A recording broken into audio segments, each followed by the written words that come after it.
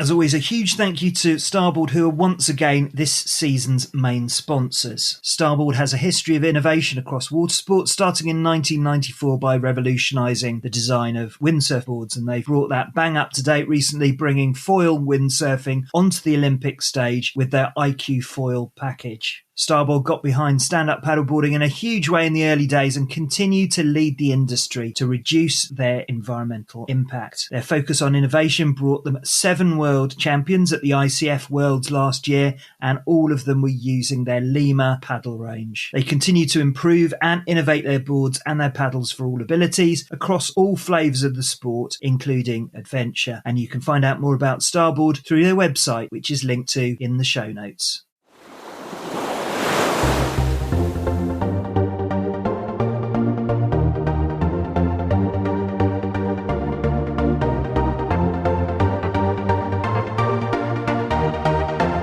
Welcome to the SUPfm podcast with me, Simon Hutchinson.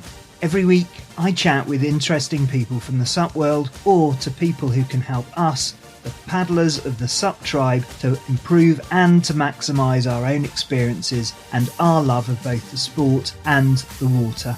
Every episode is designed to inspire or to help you get a deeper immersion into the sport through my conversations with leading athletes, scientists, explorers, TED speakers, and New York Times best-selling authors. And not forgetting some of the many insanely inspiring distance paddlers we've routinely had on the show.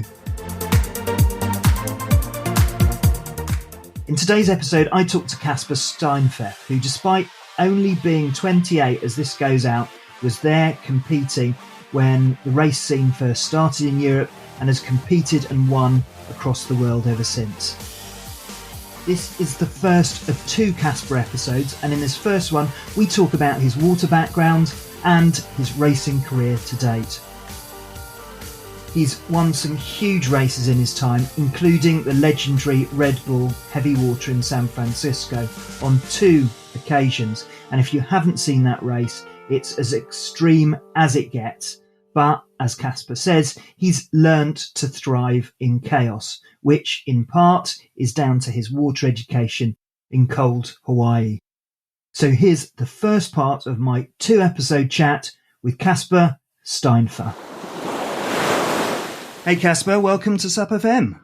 Thanks, Simon. Stoked to be here. Well, it's always a great pleasure for me to speak to a 6-times world champion and a 2-times winner of Red Bull Heavy Water. But there's so much more to your SUP career than just even those stellar achievements. And I really appreciate you joining us, particularly because you've had a busy few months. And as we speak, you've not long finished at Red Bull's Midsummer Vikings in Copenhagen, which by all accounts was a pretty awesome event again this year.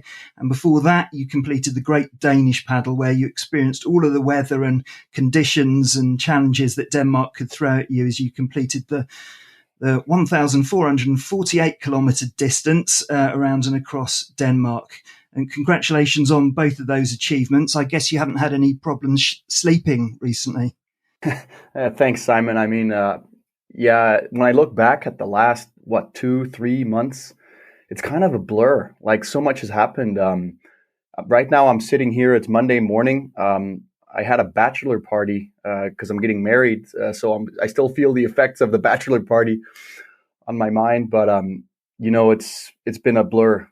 From paddling around the Kingdom of Denmark, seeing, other sides of the country that I've never seen, to suddenly hosting the Red Bull Midsummer Vikings, a team stand-up paddle event where we had over 400 paddlers on 82 teams.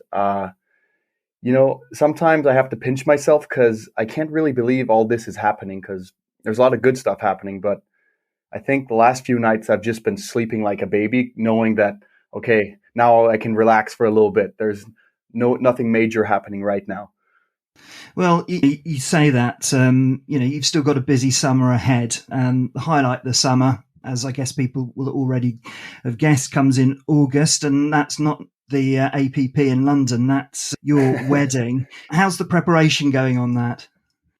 Well, the preparations are going. I'm getting married August 13th, and I think I'm really lucky to have my fiance Stina, she's kind of got most of it under control for now, because I've been a little bit distant with all my projects and sporting goals. So I think my job now is to lock down the menu, what we're going to eat. And we have this really cool venue in Denmark. It's this old Viking tent we're getting married in. So I have to prepare the feast. That's my job, I guess. Excellent. A traditional male role there, getting on with the meat and food and so on. And obviously Exactly. you've got your bachelor party out the way already, which is the other key responsibility that we have. It's tough, isn't it? And a bloke preparing for a wedding. I know that. So we'll talk a bit more about racing and midsummer and the Great Danish Paddle a little later on. But just tell us a little bit more about your background, because you come from a family who've got a strong adventurous streak and a real love of the water. So just tell us about your early relationship with water and growing up in cold Hawaii. Yeah, I mean, today I'm 28 years old. And, I grew up in the cold waters of Scandinavia, in Denmark. And the reason I don't have the classic Scandinavian accent is probably that my dad is from California, and despite living in Denmark for 28 years now, still has not learned to speak Danish. So I was influenced by my dad and his passion for surfing. And, I just grew up by the water with my dad and my brother and my mom. And, just playing in the ocean was very natural for me. And it was really all about playing. The short board became a long board. And eventually, when I was a teenager, I think I was like 13 or 14, I picked up a stand-up paddleboard for the first time. And, that kind of just triggered this life on the water. I realized that there was something cool about standing on a board, whether it was a vessel for adventure or a vessel for competition. My life has kind of revolved around the water in one way or another. And, I've been very fortunate to live a life so far, making a livelihood as well from stand-up paddling. And that's been one hell of an adventure so far.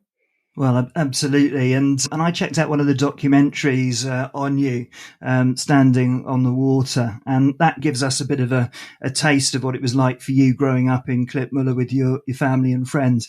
And it starts with a Danish TV news report of a really wild weather day. And obviously you're on the northwest coast of Denmark. It's got to be pretty extreme before it features in the news. And amongst all of the shots of members of the public trying to stand upright in this really severe wind, there's footage of three lads, teenagers, which turns out to be a young Casper and your brother and a friend of yours, heading out into what looks like sort of fairly gnarly waves there. And my Danish is a little bit rusty, but there's also sort of various comments that people have made, on that news report.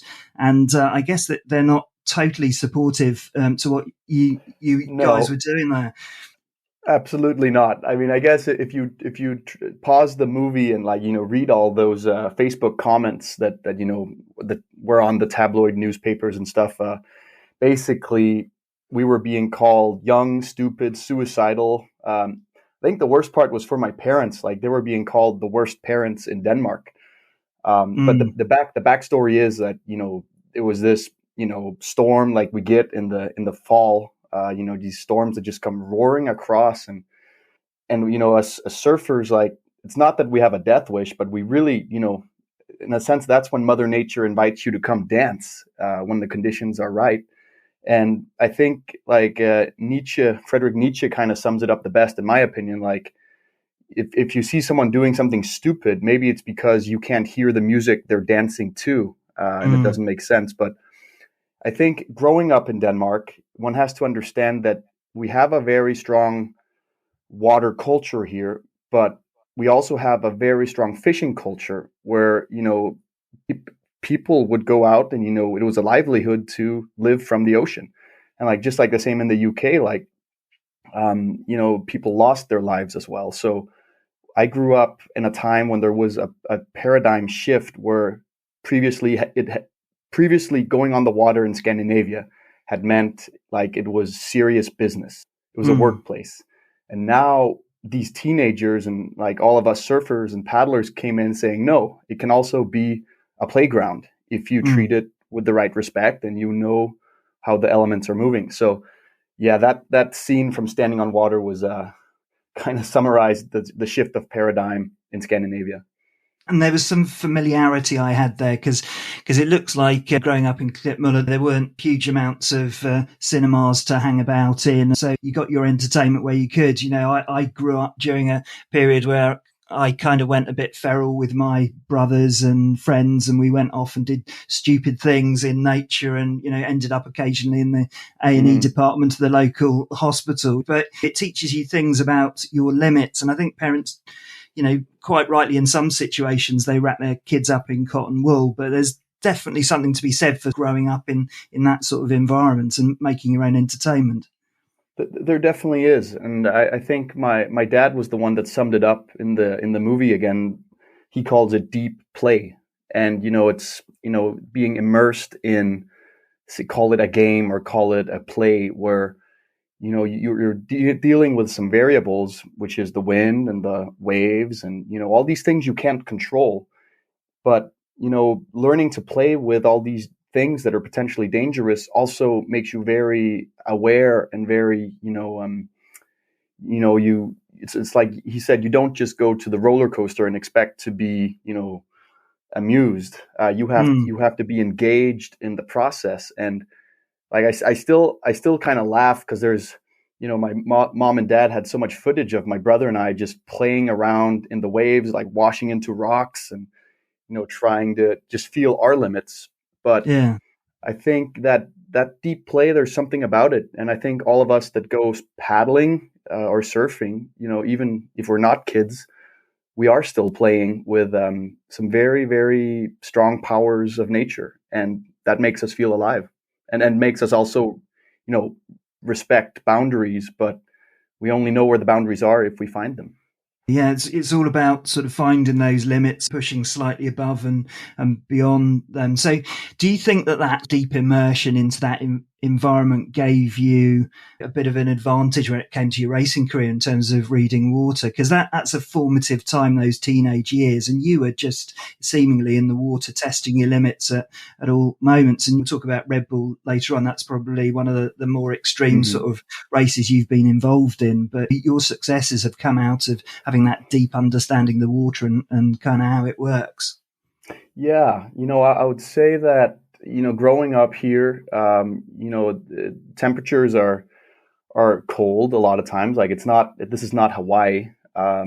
It's chilly and it's not always pleasant to be in the water. But because of that immersion and that deep play, I got to spend many hours out there in very torrential conditions. And I think it's part of the key to where I am now. It's definitely a part of the key to where I stand right now, having made a career off racing. Because I think when I started traveling the world to races, I always had this power with me of, when you're freezing on the start line or the ocean is just really choppy and chaotic and you're thinking, that's not really ideal.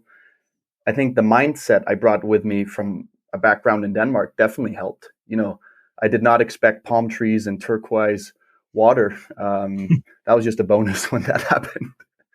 Absolutely. It's all of those challenging situations that sort of forge you. And it's been one of the consistent things speaking to all the top level athletes. And I spoke to Bart de Zwart last week as well. We had a similar conversation about the fact that you've got to be comfortable with discomfort. And the more discomfort you put yourself in, the more you know that you can deal with any situation. Mm-hmm. Absolutely. I mean, Bart's a huge inspiration for me. Bart was one of the early guys in the stand-up paddle world that I could kind of, look towards as a mentor. And I think just like, discomfort is such an interesting topic because we live in a world where we are so comfortable. The contrast is, we have warm houses in the Western world. We have couches, we have Netflix. And I think it's weird to say because I just feel I grew up in being comfortable, okay, it's not comfortable when you're surfing in the middle of winter and you come walking back to shore with numb fingers and brain is just freezing. But there's something that makes you feel alive when you test those contrasts of of comfort and discomfort, where it's like, I think Bart was the one that said the food tastes way better when you've had an epic adventure.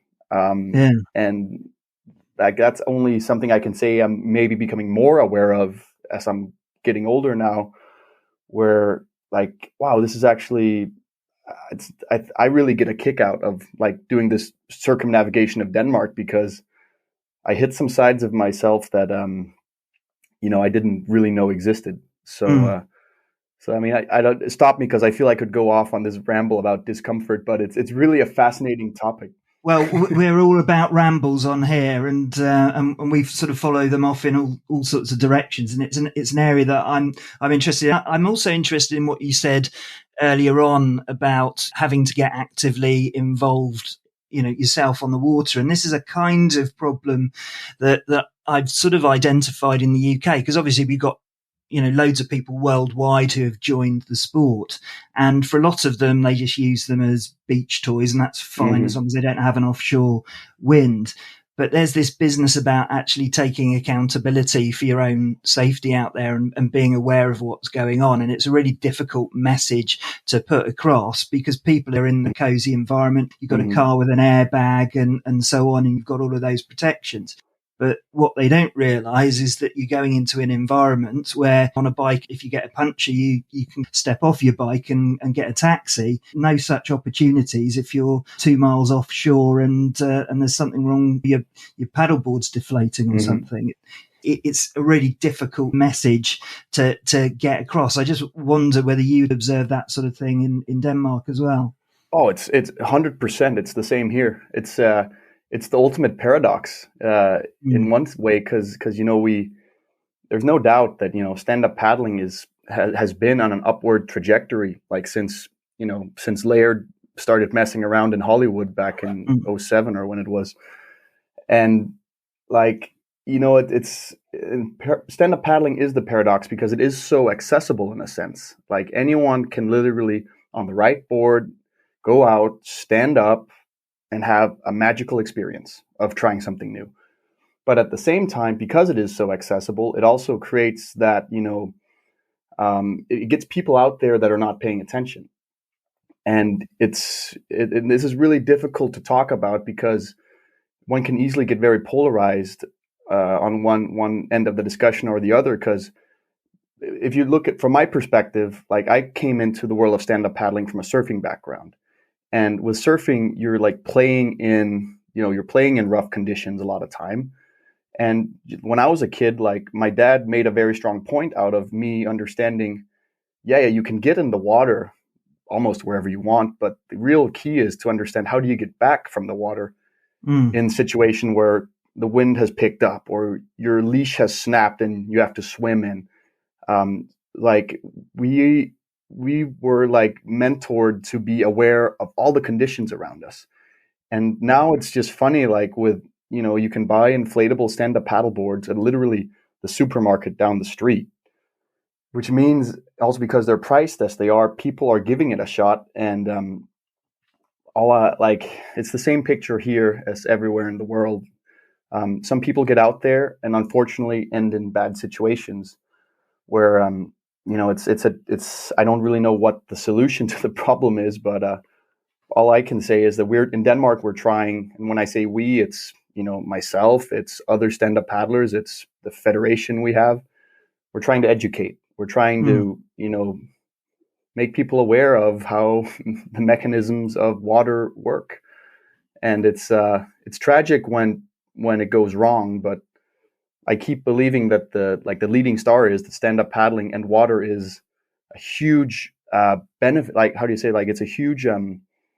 It can add quality. It can add quality to people's lives. That's the bottom line. And just hopefully we can figure out to tell people how to play correctly or play while being aware. I guess that's what I'm trying to say. Is it's a paradox because it's so accessible. Anyone can do it. And it's the human factor, isn't it, in there? Because, people, when you're solving a problem like that, you can go to equipment. So how can we make the equipment as safe as we can? Mm. Have you got the right kit? I mean, there's a knowledge element in that. There's knowledge about how things work, tides and, coastal Yeah. patterns and so on. But there's the human factor as well. And people don't necessarily spot the risk. There are people who feel fear when there's no risk, and there are people where there's risk out there and they just don't feel the fear because they don't know what they don't know.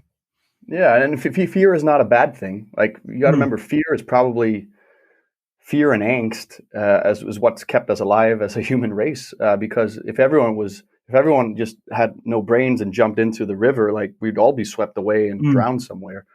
But I think it's like the fear is a good thing because it makes us aware.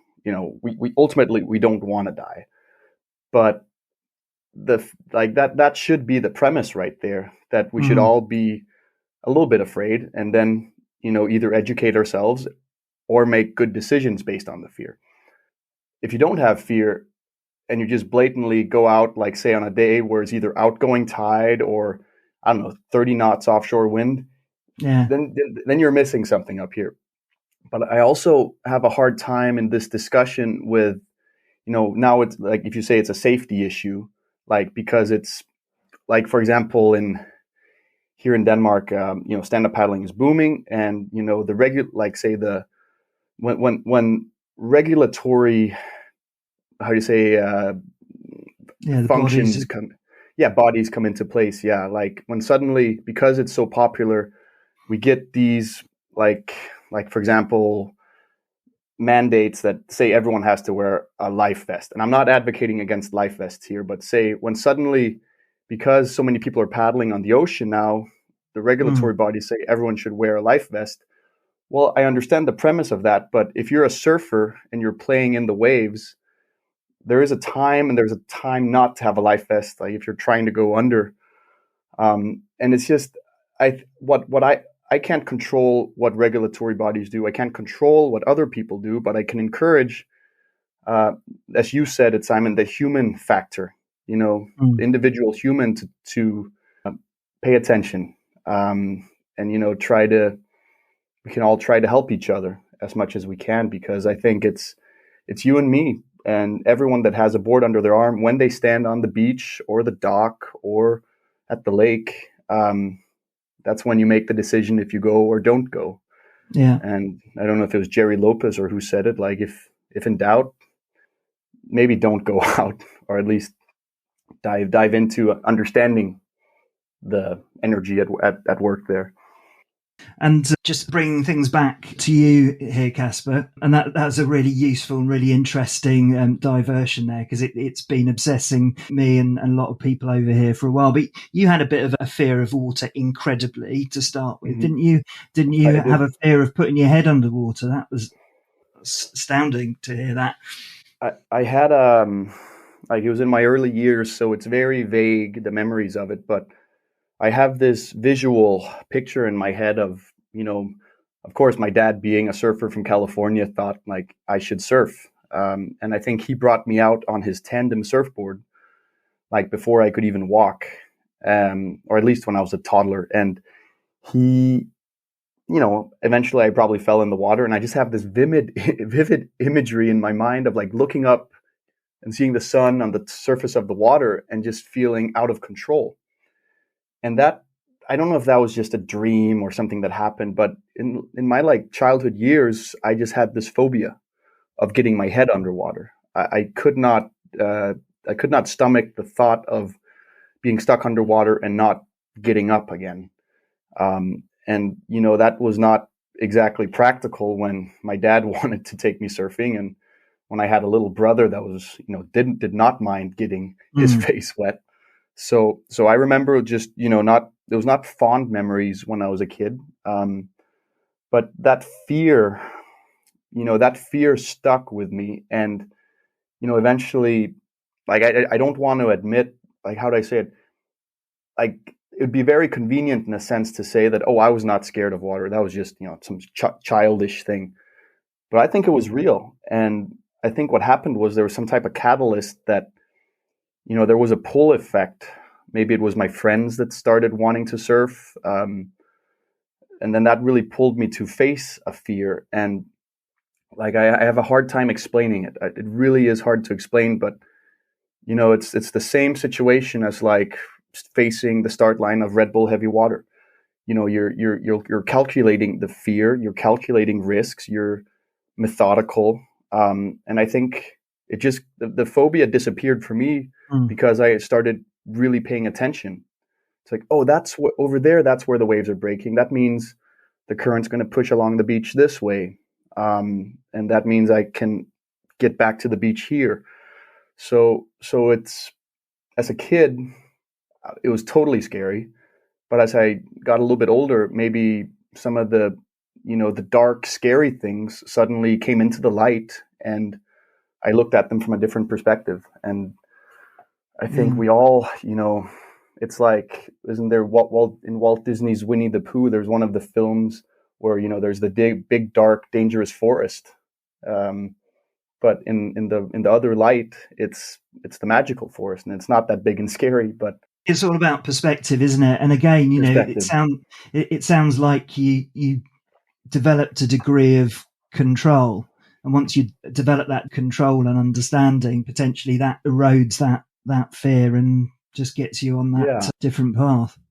Yeah, definitely. Once I felt in control, it changed, because I think it was, you're right. When I felt out of control, I couldn't do anything. Then I was paralyzed, and then it's like back to those fight, flight, or freeze like reaction patterns.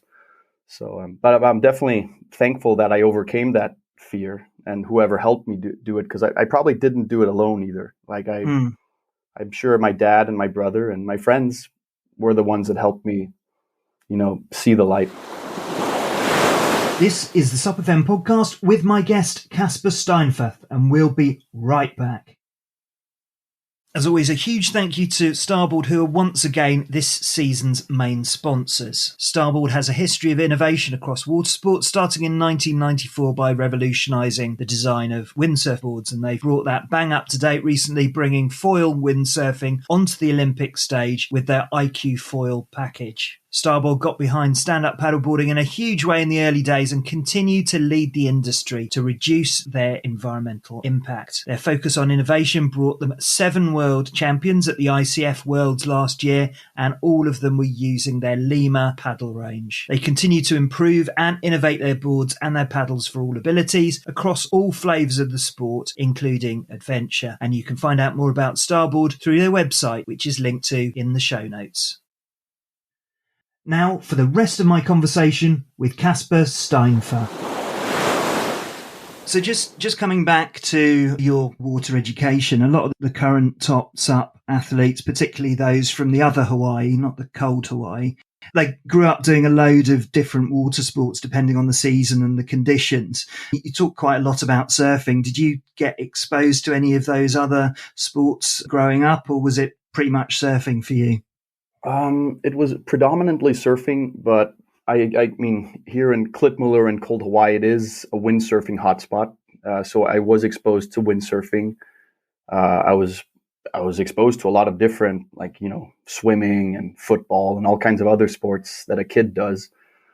But it was really like, it was a little surf culture here, but, it was a young surf culture. Like, we didn't have the legends of, say, like Robbie Nash or, Laird Hamilton or those guys around. So, but it was predominantly surfing that captured my imagination, and then stand-up paddling came in my teenage years. Yeah, because one strength of having that wide water sports exposure is that it develops a range of skills. But I suppose at its core, surfing, as you've mentioned, allows you to read the water, and you go out in uncomfortable positions. You're always wet, basically. Do you think real deep exposure to surfing was an advantage for you, or has been an advantage for you on the racing circuit? I think it was a huge advantage, and I still believe that a lot of athletes that come into stand-up paddling with a surfing background possess some natural skill sets. Like for me, like you got to look at like stand-up paddle racing. It's not this linear thing. It's still developing. And like if you look at equipment and technique and like different types of athletes that are performing well, it's still changing. But in those early years, like I started racing in around 2009. A lot of the races we had back then were ocean races, and of course, if you have a surfing background and you're paddling through waves, it's a no-brainer that you're gonna like. I could feel when I was paddling either through or with the surf. It was like I did not have to allocate as much of my focus on the waves because that was Mm. like how to say like it was subconsciously just something that was there, and like I could see other guys were just like so fixated on the wave, and they were losing all their focus on paddling. So Mm. in that way it was a huge benefit. But what I also experienced is that like even if you go to a flat water race, like say on a lake, we had a classic race down in Germany some years called the 11, no, what was it, the Lost Mills. And even there, like when you're paddling in flat water, when you have so many boards pushing around and just creating wakes and side bump and the chaos, definitely anytime you're dealing with chaos and many moving objects, a lot of the skill set from surfing comes in. And yeah, I could definitely feel a benefit from that. And you thrive in that environment, in that racing environment, because obviously your specialty is on the sort of shorter course, technical surf, sprints disciplines. So I've heard you talk before about how you fell into stand-up paddling. It was your uncle's influence, I understand. Was it a Hawaiian shirt and a cigar was involved as Oh, well? yeah, you got the story right there. It's I was on a surf trip with my family and my uncle from California. We were in Portugal on the island of Madeira, and this is like 2007 or 8. And I had never seen a stand-up paddleboard before. And I just remember the waves were small one day, and my uncle Tim, he is out messing around, and suddenly I see him come paddling around the corner, and he's standing on this board with like his shorts on, and a Hawaiian shirt, sunglasses, like a hat, and he has a freaking cigar in his mouth as well. And he just looks like, I remember I had the feeling he looks like the biggest idiot in the whole world right now. And he was just a goofball. He loved playing around, and we laughed, and he caught some waves and made it look fun. And Mm. then we tried it, and I ate my own words because it was there was just something very special about standing on the water in that sense. And it started as a bad joke, but I think at that, like, just shortly, like at that point in my shortboarding career, I was kind of hitting a wall where I was reaching a point where everyone was so serious and competitive. Like it was just this very limited tunnel vision people had Mm. at least in that environment I was getting into. And then my uncle Tim just kind of comes in from the side with that clown act or whatever it was, and showed that like having fun on the water is key. And it's that adaptability, isn't it, of the sport? So it sounds like that's something that you've always been stimulated by, new opportunities, testing yourself against different things and just giving Yeah, you that sort of diversity and the ability to just explore, because that's a joy in itself, isn't it? it is, and it's kind of like when you're at the family party, family birthday or whatever, and you're posing for a group photo, and everyone's standing there, and like no one has an emotional expression on their face. Everyone's kind of just stone faced. Yeah. I can't handle those situations. I got then that's when I like, oh, let's do something funny. Or I really enjoy, maybe I'm not the best person at, I don't even know what the English term is, but like, I'm not so good at repetitively running something. Yeah. I like breaking in new boundaries and territory, Mm. building stuff, thinking of new ways to do stuff. So that's where stand-up paddling really appealed to me, because it was this whole new world, and who knew where it was going to go. So I enjoyed like being able to latch on and like steer it a little bit in what I Mm. thought could be a fun direction. Well, it certainly was, and that was, what did you say, 2007, 2008, something like that Yeah, in one of midfield. those winters. Yeah. And you were racing not long after that, and I know that your first race was a race down in Hamburg, and I think your dad's probably protected now, but he had to lie to get you in there, or you lied about your age because Yeah. you were underage, but you got I in. was I was underage, and it was my first race. I remember we drove down like 5 hours down to Hamburg where it happened, and it was just, I was curious, what is this thing? And like, as a young male, I was also curious to see where do I rank compared to everyone else. And we got there, and I was too young to enter, so I just kind of looked at my dad and said, "Hey, I'm 16, right?" And he just nodded. Yeah, today you're 16. And I ended up, it was this World Cup where it was all the top names in the sport those early years, like Bart Deswart, Ikulu Kalama, Eric Terrien, Ernest Johnson. There's all these characters, Mm. and I was just like amazed looking at them. Paul Jackson was there as well, and I just got such a kick out of it, and ended up kind of stealing Robbie Nash's. I ended up legitimately stealing Robbie's board Yeah, I for. was going to say borrowed in my question here, Yeah, but yeah, you got I, hold of it somehow. somehow got hold of Robbie's board, and ended up winning the amateur race, Mm. which was huge. I felt ecstatic, and had all these German people just clapping and yelling, and ended up getting a wild card to compete against the pros. And I remember it was like I was walking on water. It felt like in that final. Ended up finishing 10th place or something, but I think that moment kind of cemented for me that, okay, this stand-up paddling thing, Mm.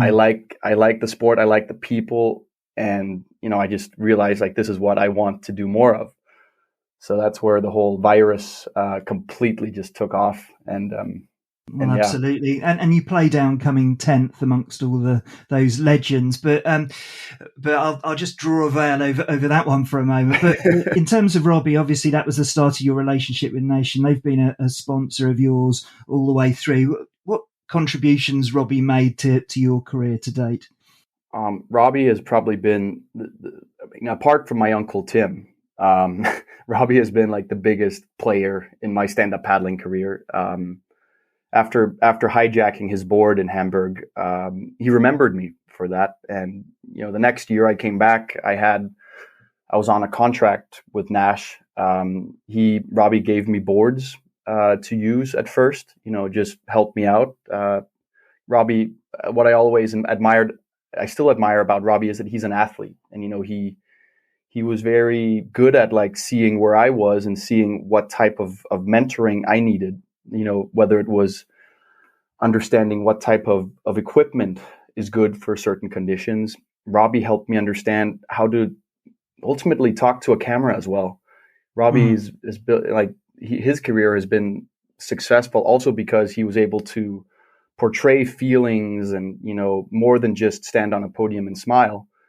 So Robbie has been probably the defining factor on my career, where also he treated it more as a lifestyle than say like just pure sporting. And so yeah, I've been writing for Nash since 2009, and I'm still on Nash, and part of developing stand-up paddle equipment and foils and whatnot. So I still have a relation there that I'm really really proud of. And you know um, I think all I can say is that I'm very happy Robbie was there at that point, Mm. because I needed someone to look up to. And growing up again in the small cold water basin of Scandinavia, it's, even though the internet exists, it's very far to Hawaii, and like especially in those early years of paddling, it was in Hawaii and California that everything was happening. So Robbie was kind of, and through him, Kai Lenny and Connor Baxter, they became my Mm. connection to the broader stand-up paddling world. In terms of your racing career, we've already mentioned you're a specialist at the sort of technical sprint type events, which generally tend to be the sort of spectacular, action heavy, TV ready events. Um, there are lots of variations in lots of different locations, but could you just explain the formats and the variations and what it is about those events that you really love?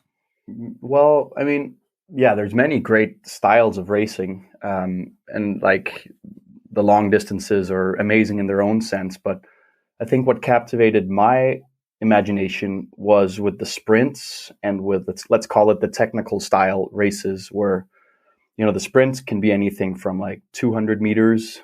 The technical races are somewhere generally between, I don't know, 1.5 kilometer and like 4 kilometers. Like if we just put them all under one umbrella, they're relatively short and action packed. That means there's a lot of buoy turns.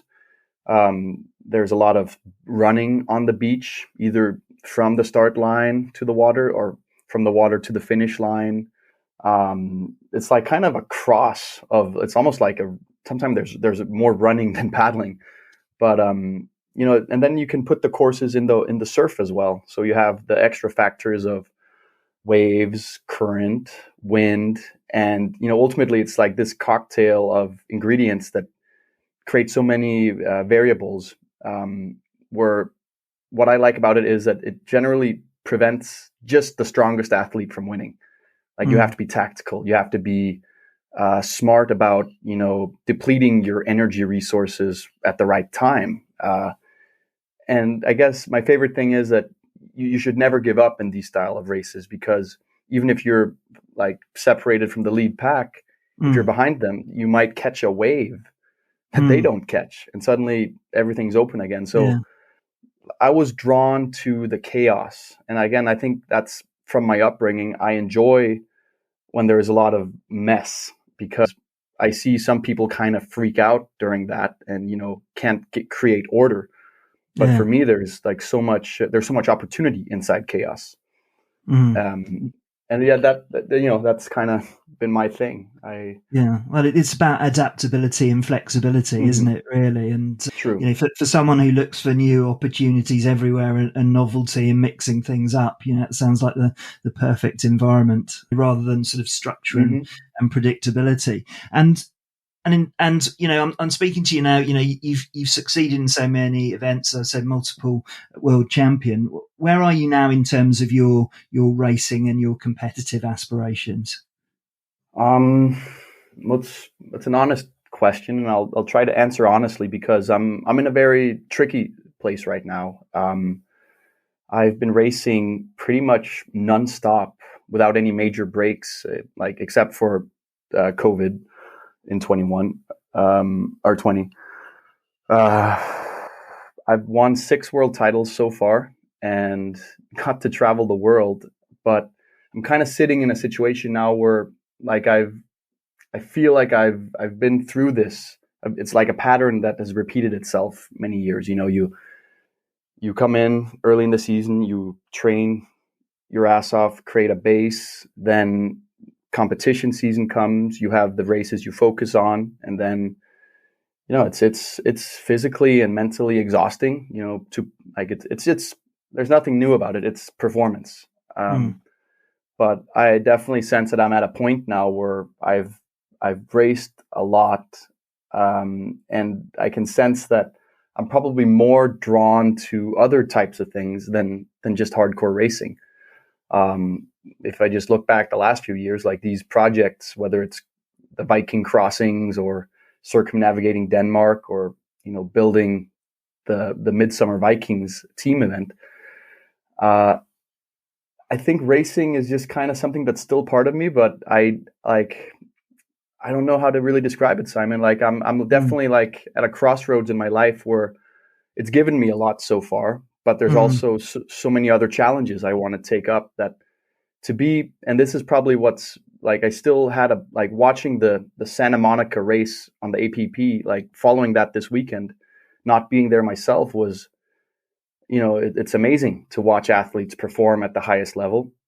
I just don't know if, with so many other things appealing to me, and knowing how much it takes, how much sacrifice you got to put to be at peak physical level to compete, that's a sacrifice. There's no, it's not like the early days of paddling where us surfers, had a good enough base and had a lot of skill that we could kind of, half-ass it sometimes. Like, so it's an interesting time. Let me put it like that. I'm not sure that I'm done with racing, but it's like Yeah. I've been part of it for a lot of years now, and who knows? Maybe I continue, maybe I don't. But Well, there are plenty of evergreen athletes out there. If you did decide to step away for a while, I mean, Candice is still ripping it up, and there's plenty of examples. But yeah, there are so many opportunities out there, and we will talk about that for a second. But I just wanted to ask you, as we speak, and as you mentioned, we're speaking at the end of June 22, and yesterday the APP Santa Monica Open has taken place. There was a bit of a controversy, I'll put it that way, in terms of the men's race, which led to an unusual outcome on that. Connor won the sprint. But we've got more competitions. You've raced in London before. Are you intending to race again in London, or is that still sort of under consideration? I really hope to be back in London. It's on my list to be there. Like, I'm planning on being in London. Hopefully I'll be there as an athlete, but given that I've spent the last 3 months paddling, or 2 months paddling around Denmark, my physical shape right now is not exactly prime for racing. I'm more of like look at me, I'm not a Formula One car right now. I feel more like a 1975 diesel engine. so I'm definitely gonna try to make it to London, but time will have to tell if it's race shape I'm in or not. But I'm heading to the UK for the Trent 100. Right.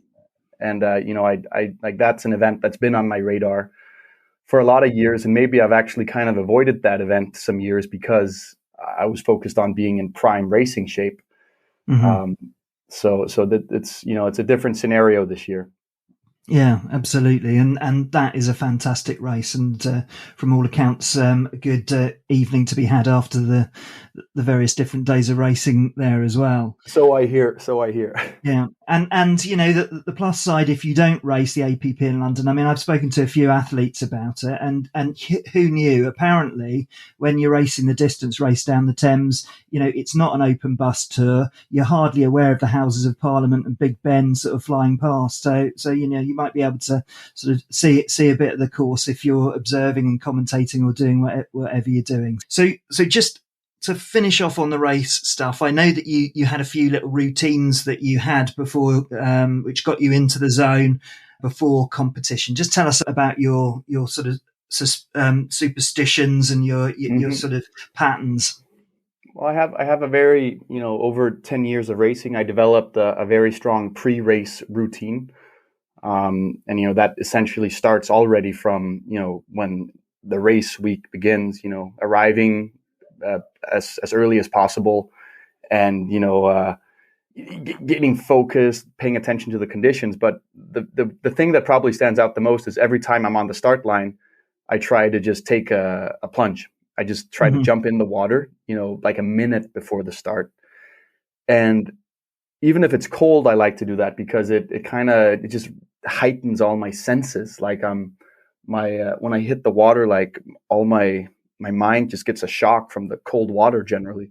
And that means that my hearing sense, my muscles start twitching, and I just feel, ready. I think that's the one that people see, like that's the visual one. And then probably the other like, how do I say it, like pre-race routine that I really stick to is I put on heavy metal music, literally like, the last 30 minutes or so before the race. I try to, zone off. Because when you're at an event, like, just picture it, you're walking around and there's so many people, and it's, people want to talk, and there's cameras, there's music, there's all these distracting factors. So for me, it always worked just trying to just stay in my zone.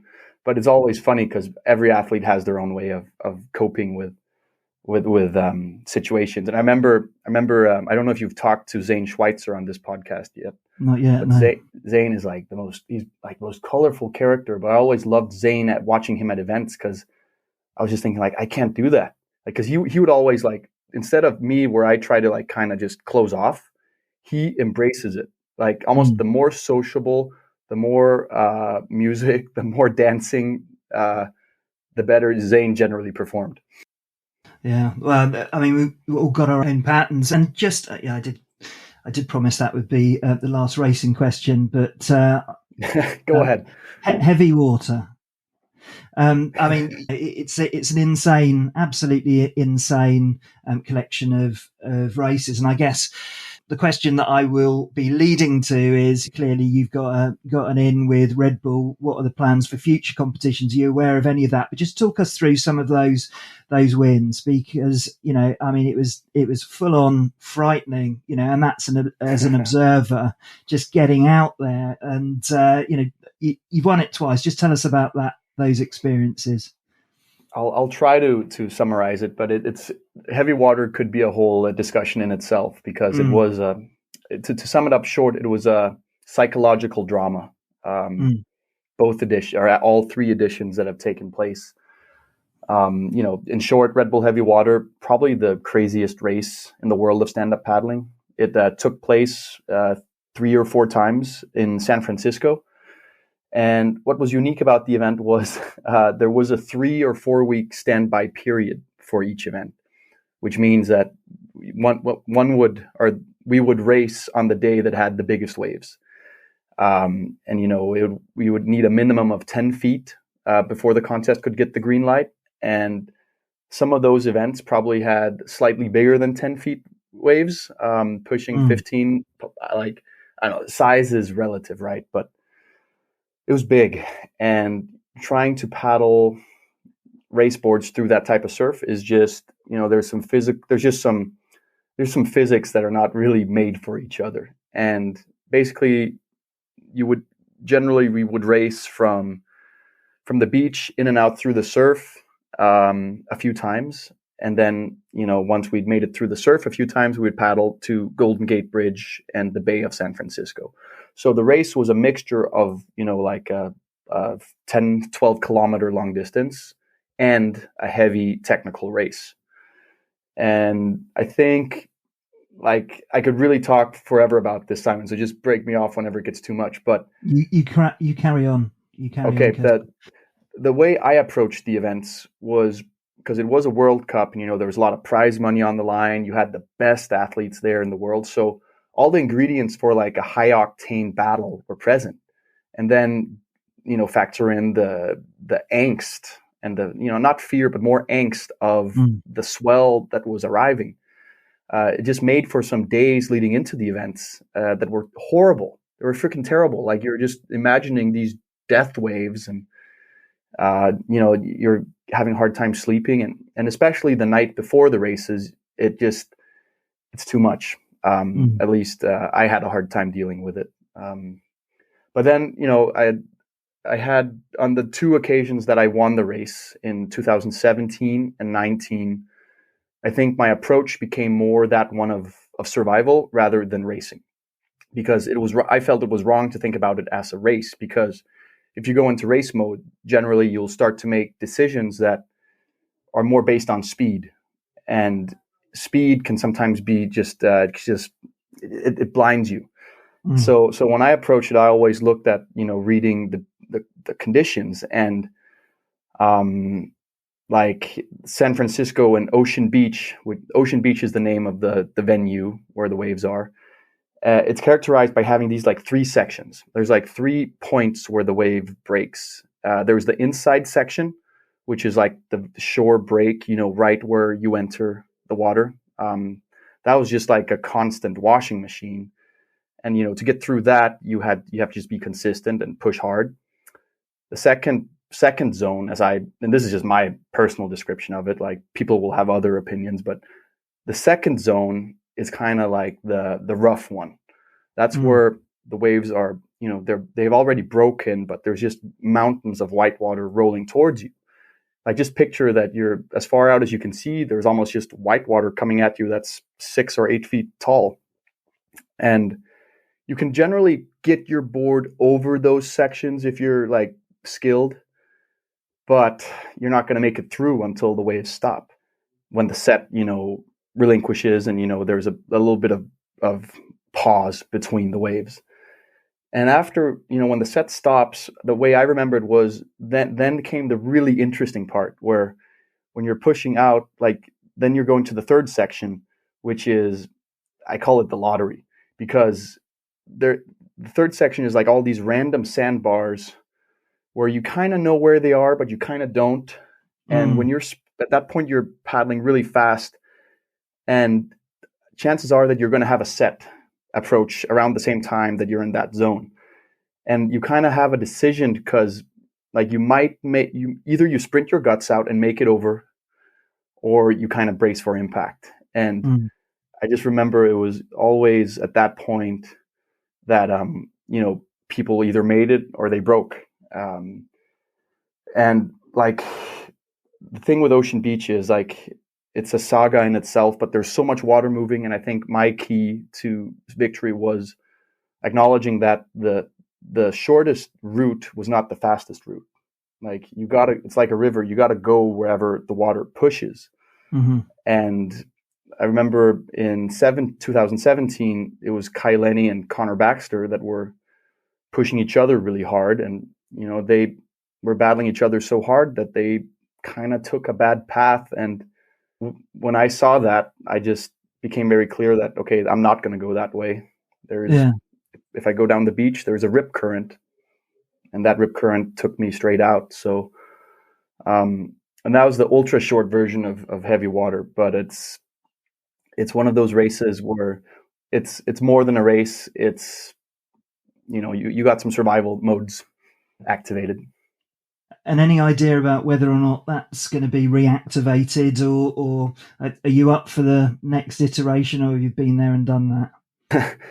Every time we finished the event, I think all the finishers had the feeling that, yay, it's over.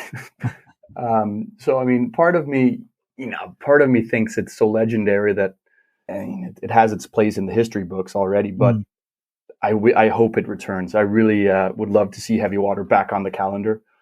I don't know if it's planned to come back. I know there's talks about it between Red Bull and the APP World Tour. I've definitely, like every time someone's asked me about it, I've clearly advocated, yes, we need it back.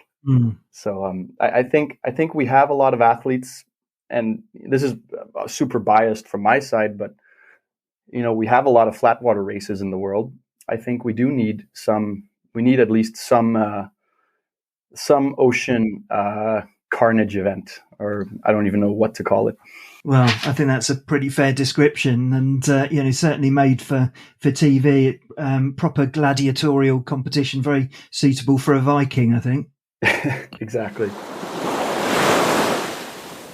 I hope you enjoyed the first part of my chat with Casper, and next week you can hear the second part, which is called The Viking Crossings, where we talk about his adventures, explorations, and some of the experiences that really changed the way that he sees failure, opportunity, and being resilient. Since that episode was recorded, the London APP has now been switched to September, and I'm still planning to be there because it's going to be an awesome weekend, and I hope to see you there too. If you want to make sure you don't miss out on any episodes this season, then please follow us on your favourite podcast app to make sure that the latest episode downloads to your device automatically.